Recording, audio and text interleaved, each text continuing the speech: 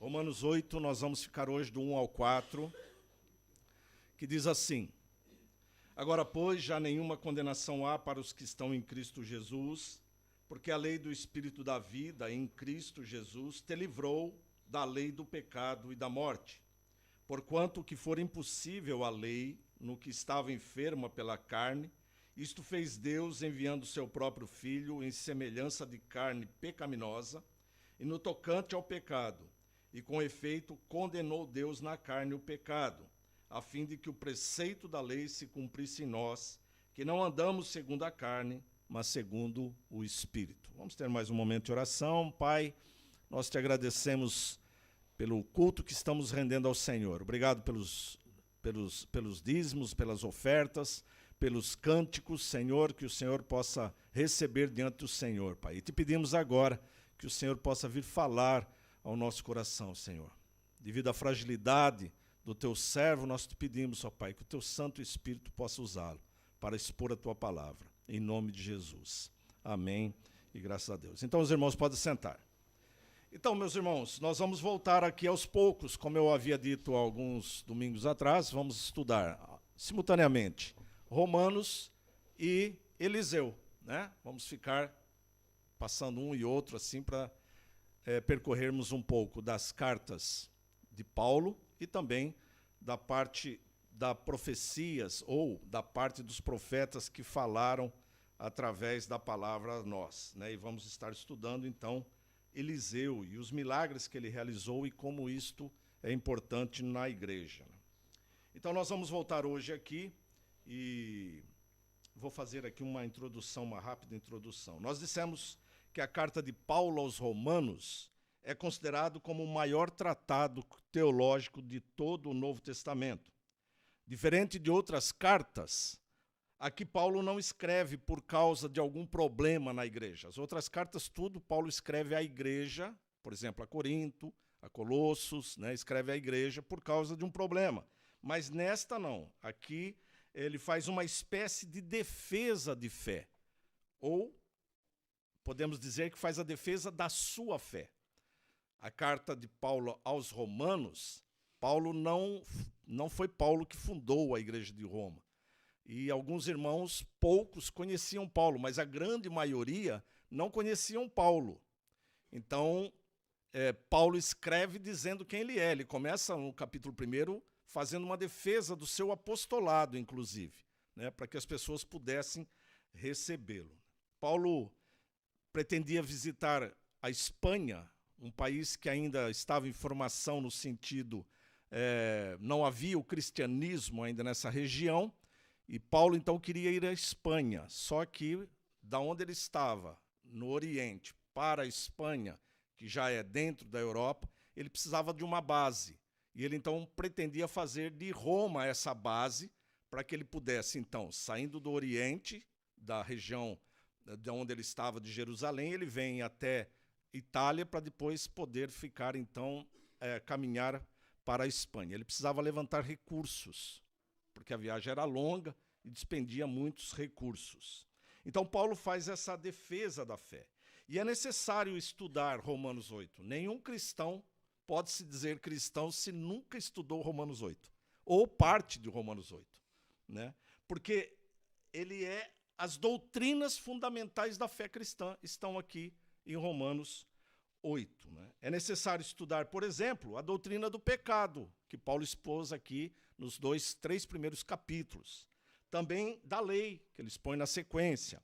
Do juízo, do destino humano, das obras, da graça, da justificação, da santificação, da eleição, do plano da salvação, da obra de Cristo, da obra do Espírito Santo, entre outros.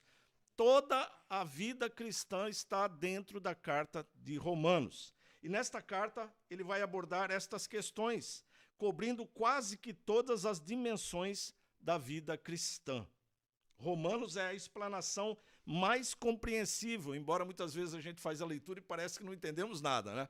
Esses 4 versículos, por exemplo, lidos, parece que é tão estranho, né? Mas nós vamos passar por eles, os irmãos vão ver como é bem tranquilo a interpretação ou a exposição desses versículos, né? Então, era a explanação mais compreensível do apóstolo Paulo sobre o Evangelho. Desde o início desta carta, Paulo escreve aos Romanos para mostrar a condição humana, sua depravação, os seus sentimentos reprovados, que não há nenhum justo sequer e que todos os homens pecaram e carecem da glória de Deus. Paulo então quer mostrar que ninguém pode ser salvo por obras ou por uma religiosidade de obras. Ele então explicou que o caminho que Deus oferece para a salvação é pela graça mediante a fé. E sempre foi pela graça, desde Abraão, é o que ele abordou aqui no capítulo 5. Qual era ou é a situação antes da justificação em Cristo? O homem estava em inimizade com Deus, estava em guerra com Deus, e Deus em guerra com o homem. Em Romanos 1,18, na apresentação do estado do homem, Paulo diz: a ira de Deus se revela do céu contra toda a impiedade e perversão dos homens. A carta está dividida em 5 grandes partes e em subdivisões. A primeira grande parte é a apresentação da saudação de Paulo, que está no capítulo 1, que vai do versículo 1 até o versículo 17. Nós já estudamos todos esses versículos. A segunda parte vai de 1,18 até 3,20, onde nos é mostrado que a ira de Deus está sobre toda a humanidade, mais precisamente no capítulo 1, dos versículos 18 ao 32, e a responsabilidade dos judeus por seus pecados perante Deus, no capítulo 2,1 até o 3,8, e a pecaminosidade universal, onde vimos que ninguém é justo ou que não há nenhum justo sequer, no capítulo 3, versículos 9 ao 20.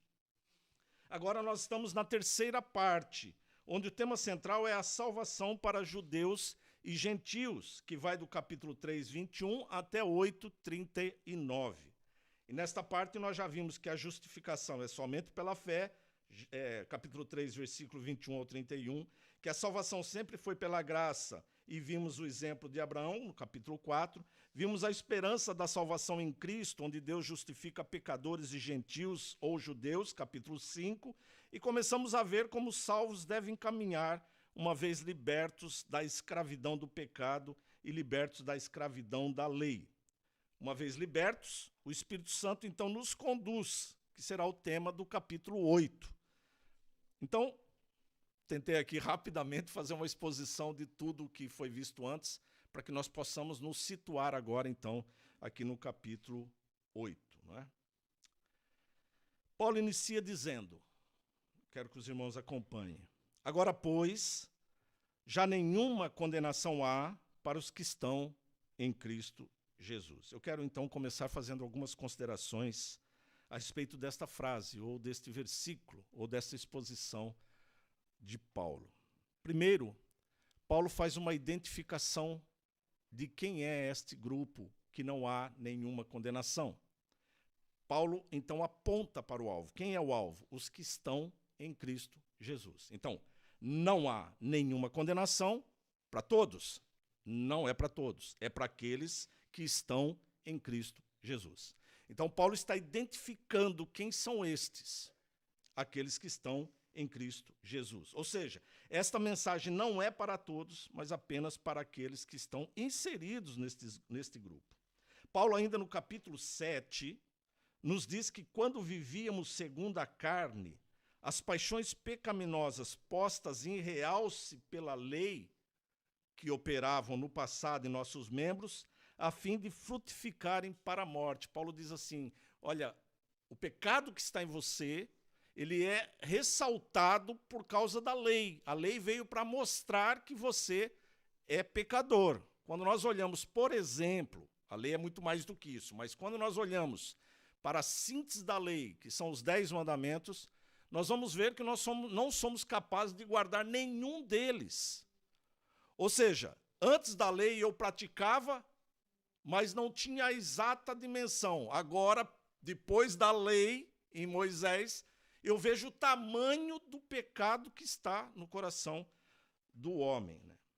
Agora, porém, já apontando para o capítulo 8, libertos da lei, estamos mortos para aquilo a que estávamos sujeitos, de modo que servimos em novidade de espírito e não na velhice da letra. São os versículos 5 e 6 do capítulo 7, ele expondo, então, a situação do homem no pecado. Paulo também inicia este versículo com uma expressão, né? Agora, pois. Agora, pois, Paulo faz um contraste entre a vida do homem antes, que é o capítulo 7, e o que ele vai expor agora. Então ele fala, agora, ou seja, se você está inserido na regeneração do homem no capítulo 7, então agora você está livre do pecado. É isso que ele vai fazer aqui no capítulo 8. Né? A lei acusava o homem, mas Cristo veio e absorveu a acusação da lei no homem. Veja o que diz o versículo 24. Desaventurado ou miserável, em outras traduções, homem que sou, quem me livrará do corpo desta morte? Paulo está dizendo, não há como eu guardar a lei. E se a lei me condena, então quem é que pode livrar o meu corpo desta morte? Paulo, então, está mostrando a situação do homem condenado à morte espiritual por causa do pecado. Mas veja que a resposta está no versículo 25, ainda do capítulo 7. Graças a Deus por Jesus Cristo, nosso Senhor. Quem poderá me livrar? Jesus Cristo, nosso Senhor. Paulo faz a pergunta e Paulo dá a resposta. É Ele quem livra nosso corpo da morte, sempre pensando em morte espiritual. Então, sabendo disto, ele diz, agora pois, se Cristo concede esse livramento, então não há nenhuma condenação para os que estão em Cristo Jesus. E isto, meus irmãos, é algo maravilhoso. Saber que agora não há condenação para mim e para você, se você está em Cristo Jesus. Deus não pode mais te condenar, porque o preço que era necessário ser pago foi pago em Cristo Jesus. E nós somos beneficiados por causa do que Cristo fez na cruz. Terceira questão que a gente ainda pode observar aqui nesse primeiro versículo, Paulo diz que agora, pois, não há nenhuma condenação. Se Paulo diz que não há nenhuma condenação agora, é porque há uma condenação. Isto é uma lógica, né? Se não há nenhuma condenação, é porque havia uma condenação e há uma condenação. Ela não deixou de haver no sentido geral. Ela deixou de haver para os que estão em Cristo Jesus. Ou seja, Paulo está dizendo, há uma condenação. Há uma condenação. Todos os homens estão condenados. Nós vimos no capítulo 1 que a ira de Deus se revela dos céus sobre o homem. Deus está irado contra o homem. A palavra do Senhor diz que o homem é inimigo. O homem é inimigo de Deus por causa do pecado. Né? Mas então o que aconteceu para que eu não seja mais condenado? Se ele diz que já não há condenação, o que é que tirou esta condenação? É o que eu gostaria de falar ainda hoje com os irmãos. E ele vai nos dizer isto nos versículos seguintes, nesses 3 versículos que veremos ainda. Podemos dizer que aprove a Deus conceder salvação aos seus. E por que não há condenação? Porque Cristo se fez condenação por nós, conforme nós vamos ver a seguir no versículo 2. E o versículo 2 diz, porque a lei do Espírito da vida, em Cristo Jesus, te livrou da lei do espírito do pecado e da morte. Vamos tentar entender aqui este versículo que parece a princípio meio estranho, né? Porque a lei do Espírito, parece que há 2 leis, né? Porque a lei do Espírito da vida, em Cristo Jesus, te livrou da lei do pecado e da morte. Então, Paulo vai explicar por que não há mais condenação aqui no versículo 6. Aqui a palavra lei, meus irmãos, não está literalmente ligada à lei de Moisés, que nós sempre, quando ouvimos, a nossa mente vai lá para a lei de Moisés, né? Mas sim é uma regra. Lei aqui no sentido de regra, uma norma dada por Deus, que Paulo resume dizendo, em Romanos 6:23, o salário do pecado é a morte. Então, a regra imposta por Deus, por causa do pecado, todo homem agora vai experimentar a morte. É uma regra. Deus determinou isto antes do pecado. Ou seja, o homem sabia que a consequência da desobediência seria a morte. Então, Deus apenas executou o juízo que estava colocado, né? Você sabe que existe uma lei, de trânsito, né? Por exemplo, você não pode ir no sentido contrário a uma indicação. Aí você vai. Aí a autoridade te pega. Você é levado diante do juiz. E o juiz executa a lei. Ele fala, olha, você sabia que não podia caminhar para lá. Você caminhou, eu vou executar a lei. O que Deus fez foi executar aquilo que ele havia determinado. Ou seja, meus irmãos, nós precisamos lembrar que a lei veio exatamente para mostrar o quão pecadores nós somos e que, portanto, estamos condenados à morte eterna. O homem sem Deus está condenado à morte eterna, quer você queira ou quer você não queira. Quer você acredite nisso, quer você não acredite. Isto é um princípio regulador da palavra de Deus. E se nós estamos aqui, é porque, a princípio, cremos que a Bíblia é a palavra de Deus. Porque senão não havia sentido de estarmos aqui reunidos.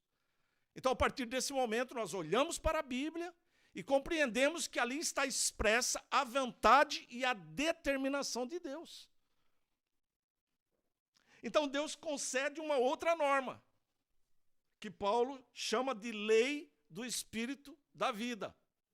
Ou seja, Deus concedeu uma lei que é a morte, mas ele também concede uma que é para a vida. E é interessante ver o amor de Deus expresso. Mesmo o homem merecendo a condenação, ele coloca uma forma de que nós possamos ser livres dessa condenação. É isso que Paulo chama de lei do Espírito da vida. Ou seja, Deus concede através de uma forma, Deus através do seu Filho, no caso, foi o método usado por Deus, aquilo que ele fez na cruz, ele concede vida que o Espírito Santo aplica naquele que é salvo. Ou seja, Jesus, então, Deus falou assim, olha, só há uma forma de pagar este prejuízo. Só há uma forma de pagar pelo pecado. É morrer. Tem que haver morte. Tem que haver derramamento de sangue. Mas precisa ser de alguém puro. Porque um pecado não pode pagar pelo pecado. O erro não pode pagar pelo erro. Tem que ser alguém que não cometeu o erro. Então ele oferece, Deus oferece o seu Filho para morrer, porque Cristo, nós vamos ver aqui adiante, fez-se homem, mas em semelhança, não igual. Ele tinha toda a composição humana, todos os problemas humanos, mas ele não tinha o pecado. Mas isso vamos ver daqui a bocado. Então, esta foi a forma que Deus concedeu, a norma que Deus concedeu para que aquele que estava condenado recebesse absolvição, não por méritos seus, mas por Cristo, em Cristo. Não é algo que seja gerado naturalmente. Não é algo que eu possa fazer, mas o Espírito faz em mim, em Cristo e por Cristo Jesus. Então, esse sacrifício nos livra da lei do pecado. Mas como é que foi que Deus fez isso? Paulo continua, está no versículo 3. Paulo começa dizendo que aquilo que a lei não pôde fazer, ele diz assim, porque o que for é impossível à lei, ou seja, aquilo que a lei não podia fazer, e o que é que a lei não podia fazer? A lei não podia libertar o homem do pecado. A lei não veio para libertar, a lei veio para acusar. A lei acusa o homem. Deus dá a lei e eu olho para a lei e vejo eu na lei.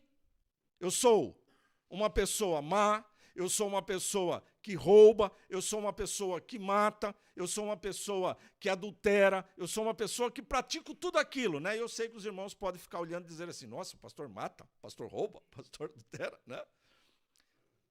Mas nós já falamos aqui sobre os 10 mandamentos, né? Você rouba o tempo de Deus. Você mata o sentimento, muitas vezes, de uma pessoa. Você adultera quando você simplesmente pensa em alguma outra pessoa. É que nós sempre olhamos os mandamentos e achamos que eles são regulados por exatamente a palavra que ali está. Não matar. E a gente olha e fala, bom, eu não vou matar nenhuma pessoa, então este mandamento não serve, não cabe a mim. Não, mas o matar ali está mais abrangente. Ele é mais profundo do que simplesmente tirar a vida de alguém. Você pode matar o seu casamento. Você pode matar o futuro do seu filho quando você não o educa, quando você não dá condições para isso, quando você negligencia o seu filho. Então, é muito mais amplo, mas o assunto aqui hoje não é os 10 mandamentos, né? Mas é para que os irmãos entendam como é que isto funcionava. O que é que a lei nos dava? A lei nos dava a forma de olharmos para nós. E ao olharmos para a lei, nós vemos a nossa vida ali contemplada. Então, a lei não podia libertar o homem do pecado, porque ela não era libertadora, ela era a acusação. A lei não podia conceder vida, ao contrário, ela nos mostrava o caminho da morte. E por que a lei não podia fazer isso? Porque a lei lidava com o homem pecador. É isso que a lei fazia. Mas atenção, a lei, ela é santa, justa e boa e perfeita, conforme diz Romanos no capítulo 7. Então, a lei é boa, mas o homem é o oposto. A lei é boa, mas o homem é mau. A lei é justa, mas o homem é injusto. A lei é santa, mas o homem é pecador. Ou seja, a lei não podia conceder nada, porque ele é o oposto. Meus irmãos, então entendemos que a lei não tem o poder para salvar. Algumas religiões pensam que cumprindo a lei ou parte da lei estão obedecendo a Deus ou a lei. Mas não. Paulo diz que a lei está enferma. Então, continuando aqui no versículo 3. Porquanto que for impossível a lei no que estava enferma na carne. Ou seja, Paulo está a dizer que a lei está enferma ou está enfraquecida. A palavra melhor aqui é enfraquecida por causa da carne, por causa do homem. A carne aqui no sentido de homem. Quando Paulo diz no capítulo 7, e ele faz uma analogia, os irmãos que estavam aqui, pode ser que se lembrem, mas eu vou passar rapidamente. Paulo no capítulo 7, falando sobre a questão da lei e sobre a questão de Cristo, ele usa a analogia do casamento. E ele faz a analogia dizendo assim, o casamento é entre um homem e uma mulher. O homem é a lei, a mulher é o ser humano. E o casamento é assim, o homem, ou a mulher, perdão, só pode casar com outro homem se o marido primeiro morrer. Mas a lei não pode morrer. Então quem é que morre? A mulher, o ser humano, que está morto no pecado. Então, nessa analogia, Paulo está dizendo assim, para que alguém possa desposar a mulher, é necessário que primeiro o marido morra, mas a lei não pode morrer. Então quem morre é a mulher. E a mulher, ao morrer, que simboliza você e eu, né? Essa figura da mulher está simbolizada em nós. Nós estamos mortos em nossos delitos e pecados, estamos mortos. A lei pode me ressuscitar? Não. Então quem é que me ressuscita? Cristo. Então, Cristo vem e me dá vida. Cristo me ressuscita. E agora ele é o noivo. E eu agora sou a noiva, porque ele me concedeu vida. Não foi a lei. Quem me concedeu vida foi Cristo. Então, quem me salva é Cristo, não é a lei. Percebem como é que funciona esta questão de lei e Cristo? É desta forma. A lei nos acusa, Cristo nos liberta. É desta forma. Então, como eu disse, Cristo nos ressuscitou, porque nós estávamos mortos em nossos delitos e pecados, e agora nós estamos unidos a Ele. Mas ainda precisamos entender como isso se procedeu. Então, Paulo continua dizendo que Deus fez isso, continua ainda no versículo 3, Deus fez isto, enviando o seu próprio Filho em semelhança de carne pecaminosa e no tocante ao pecado. Então, como é que Deus nos concede vida? A lei não pode nos dar vida. Como é que Deus nos concede vida? Você está morto. Como é que você tem vida? Em Cristo. Então, o próprio Deus que criou a lei, cria a solução. Ele envia, Paulo diz aqui, enviou o seu próprio filho. Então, Deus envia o seu filho. Ou seja, envia o próprio Deus para que eu pudesse ter vida. Somente Deus pode dar vida, somente Deus pode ressuscitar o morto. Nós vemos isso em todo o Antigo Testamento e no Novo Testamento. Somente Deus podia dar vida à pessoa. E aqui Paulo está usando essas questões para mostrar que somente Deus pode nos conceder vida em Cristo Jesus. Então Deus enviou seu próprio filho em semelhança de carne pecaminosa e no tocante ao pecado. Lembram-se, Jesus deixou sua glória e veio habitar como homem. Mas atenção, como eu disse, em semelhança e não igual. Em semelhança de carne pecaminosa. O que quer dizer isto? Quer dizer que Jesus assumiu o aspecto do homem no sentido de que ele podia ser tentado, ele podia sentir as experiências humanas, ele podia sentir fome, ele podia sentir sede, ele podia sentir tristeza, ele podia sentir dor, ele podia sentir decepção, ele podia sentir o peso da traição, ele podia sentir a dor extrema do Calvário. Isso é em semelhança de homem. Porque somente assim ele podia pagar o preço do pecado. Mas qual a diferença, então? É que Jesus nunca pecou. O pecado não estava nele. Não havia nele corrupção moral ou espiritual. Algo que está no homem. Essa é a diferença. A palavra do Senhor diz que Jesus é o Filho de Deus, o Cordeiro perfeito que morre para tirar o pecado do mundo.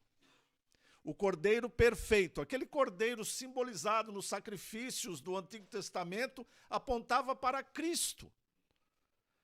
Então agora Cristo é entregue pelo Pai para morrer, para ser sacrificado para benefício de uma humanidade caída, por uma humanidade pecadora. Quero chamar ainda a atenção para uma outra frase aqui. Diz assim, o que for impossível à lei, que era salvar pecadores, isto fez Deus enviando o seu próprio Filho. Ou seja, Deus salva pecadores em Cristo. E isto ele fez. Prestem muita atenção na palavra do Senhor. Quando ele diz, isso fez Deus. Por que é que eu quero chamar essa atenção? É porque não há méritos em nós. Não há cumprimento de regras, não há boa vontade, não há decisão do próprio homem. Isto fez Deus. Foi Deus que processou isto. Foi Deus que concedeu salvação em Cristo Jesus. Não há nada em nós participativo na salvação. Nada em nós. Foi Deus quem agiu. Foi Deus quem enviou o Filho, foi Deus quem determinou como seria a salvação do homem, foi Deus que condenou o homem em Cristo, foi tudo Deus. Nós recebemos por graça. O Espírito nos concede isso. Cristo foi condenado na carne, mas quem condenou foi o próprio Deus. O próprio Deus concedeu o seu filho. O próprio Deus determinou como ele deveria morrer. O próprio Deus determinou quando, em que momento. Ele determinou todas as coisas. Ele condenou na carne do seu filho o pecado. E como somos incapazes de cumprir a lei, Deus a cumpre através do seu Filho que era sem pecado. Ele foi o nosso substituto. A cruz não era dele, a cruz era nossa. A condenação era nossa. Era e é direito de Deus condenar o pecador por desobediência. Ele falou. O homem não foi enganado por Deus, foi enganado pelo diabo, que continua enganando o homem da mesma forma, questionando Deus. Tudo que você vê hoje, nas mídias, nos governos, em todo lado, é o diabo usando pessoas para questionar Deus. Mas Deus foi claro. Deus disse, de toda árvore poderás tomar, mas daquela árvore, que é a árvore do bem e do mal, dessa você não pode tocar. No caso, não pode nem comer, né? Porque no dia em que delas comerdes, serás condenado. Então, havia uma questão colocada. Então, Deus apenas executa aquilo que ele havia determinado. A cruz era a nossa condenação, mas aprove a Deus nos salvar. Jesus pagou na cruz o preço da condenação. Na cruz, em Cristo, fomos redimidos e justificados. O preço do pecado, que era a morte, foi cumprido em Cristo. Portanto, agora, diz a palavra, já não há mais condenação nenhuma para os que estão em Cristo Jesus. Interessante que Cristo morreu na cruz aproximadamente 2000 anos, né? A gente sempre fala 2000 anos, e passa ano, a gente continua nos 2000, né? Mas aproximadamente 2000 anos. Cristo ali já consumou a salvação. Há 2000 anos ele já fez isso, já está feito. O preço do pecado já foi pago. Então, aproximadamente 2000 anos, ficou decretado a forma pela qual eu, Vitor Cordeiro, fui salvo há 30 anos. Percebem? Há 2000 anos já foi decretado a forma da salvação. Há 30 anos eu recebi isto. Talvez você que está aqui recebeu há 20, há 10, há 5, há 1, talvez seja hoje. Mas já está determinada a forma como isso será processado. Não muda. É dessa forma, não muda. Cristo morreu pelos nossos pecados. E todo aquele que vai a Ele recebe a salvação pelos pecados. E por que Deus então fez tudo isso? Paulo vai explicar no versículo 4.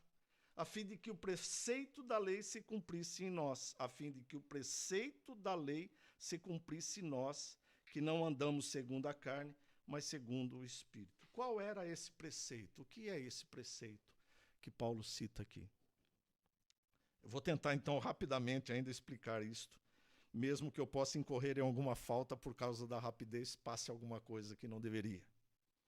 A lei, aquilo que ela queria mostrar era exatamente quem Deus é. A lei mostra exatamente quem Deus é.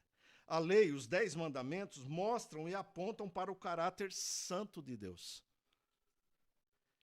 Então, o preceito da lei é a vontade de Deus para que sejamos como Ele é e que façamos a sua vontade. Então, se Deus é santo, justo e perfeito, a lei mostra o preceito do que Deus esperava de nós, que nós fôssemos como Ele. Então, ele aponta as faltas que está ali nos 10 mandamentos. Ou seja,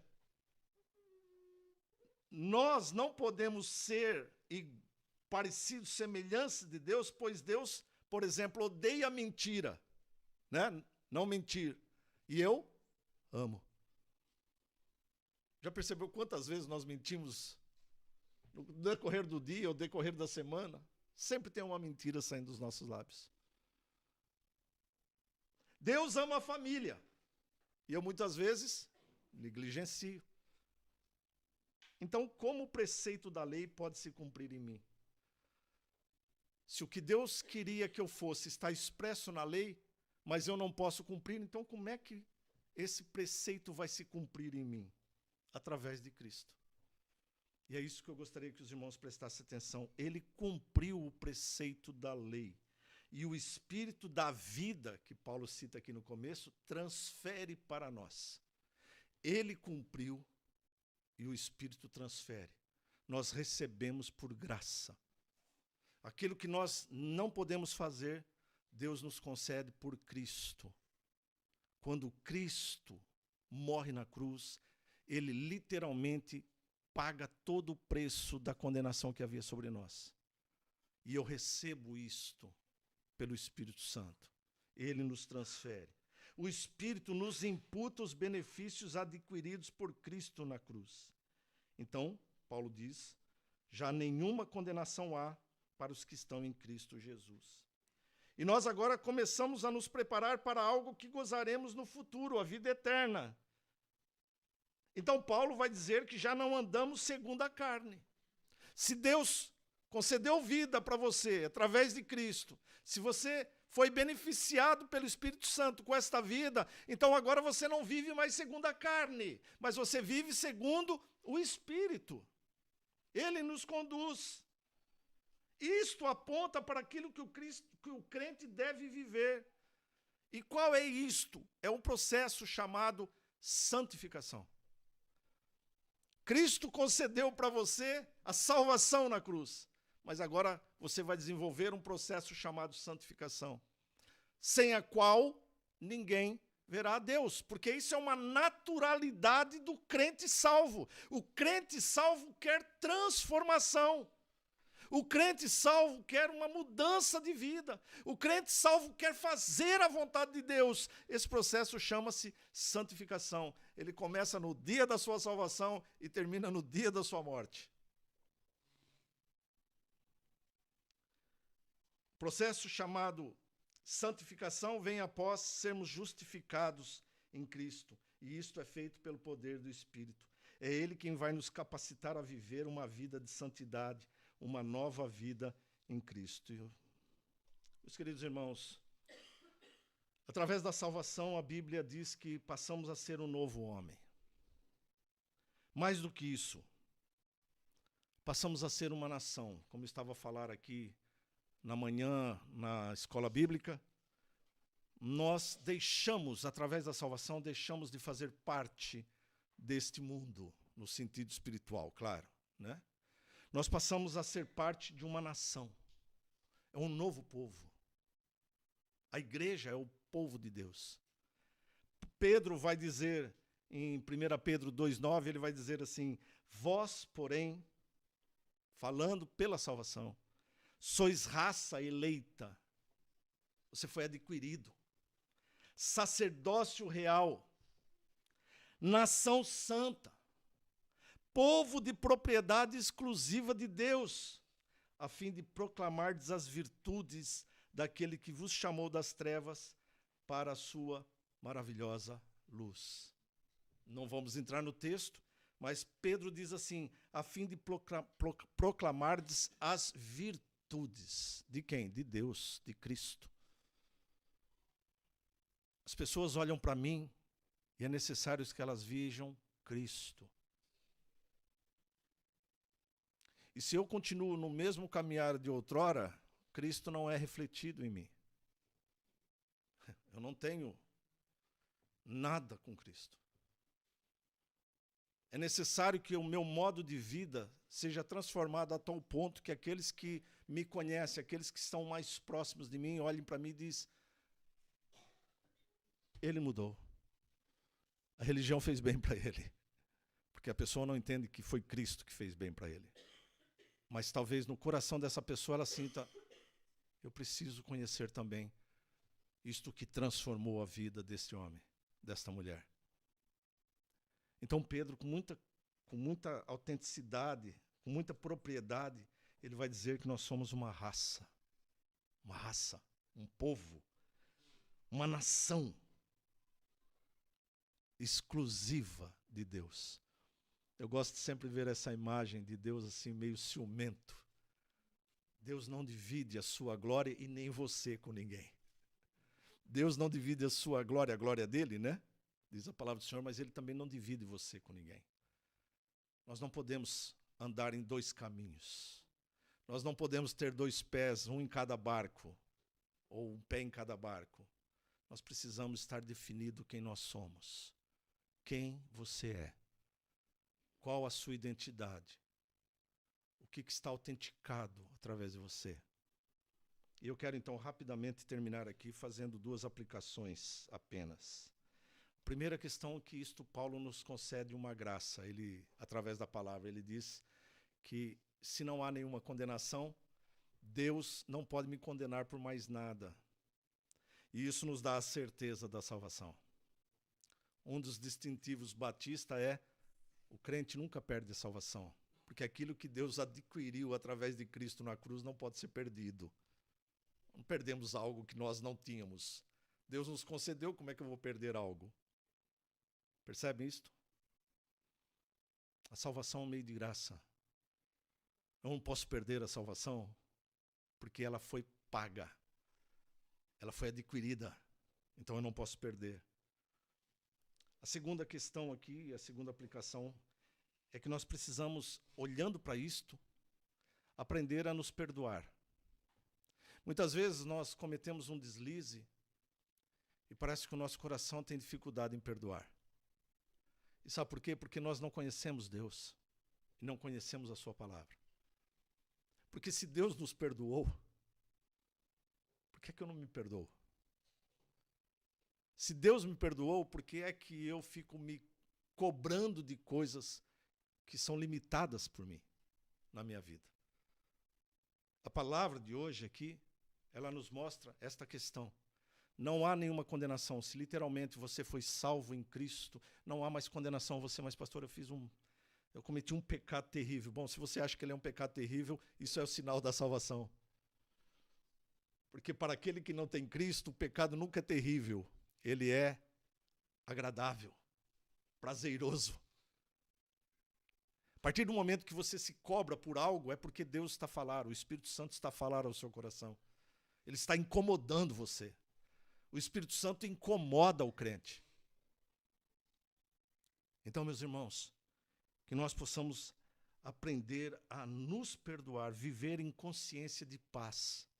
É claro que isso não lhe permite você pecar. Cuidado, né? Mas se você pecar, você sabe que tem um sumo sacerdote, um advogado, que está diante do Pai, perdoando seus pecados, que foram todos perdoados na cruz. O seu pecado do passado já está perdoado. O pecado que você pratica hoje já está perdoado. E o pecado que você pratica amanhã, vai praticar amanhã, já está perdoado na cruz. Mas atenção, volto a dizer, isso não te dá o direito de sentir prazer no pecado. Ele precisa incomodar a tua vida. E que você possa sentir essa paz do Senhor. Mesmo pecadores, nós estamos perdoados pela vontade do Pai no Filho. Portanto, é o momento de buscar ao Senhor e de fazer a sua vontade. Nós precisamos clamar a Deus para que Ele nos receba. Para que Deus nos busque. Aquele que ainda não é salvo tem que clamar: Senhor, eu estou perdido, preciso que o Senhor me encontre. Eu preciso ser resgatado pelo Senhor. Peça a Deus a sua misericórdia para trazer salvação ao seu coração. Que nós possamos buscar o entendimento da palavra do Senhor, e ao buscar o entendimento da palavra do Senhor, que nós possamos clamar ao Senhor, para que Ele nos ajude. Interessante que na oração sacerdotal de Cristo, quando Ele está a falar com Deus, com o Pai, por causa dos seus discípulos, Ele diz que Ele vai subir, que Ele vai, mas virá o Consolador, aquele que vos ajudará.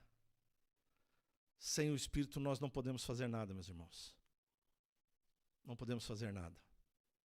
Sem o Espírito nós continuamos a viver na carne, os prazeres da carne. Mas o Espírito Santo nos conforta e o Espírito Santo nos concede esta salvação que vem por Cristo Jesus. Nós vamos parar por aqui.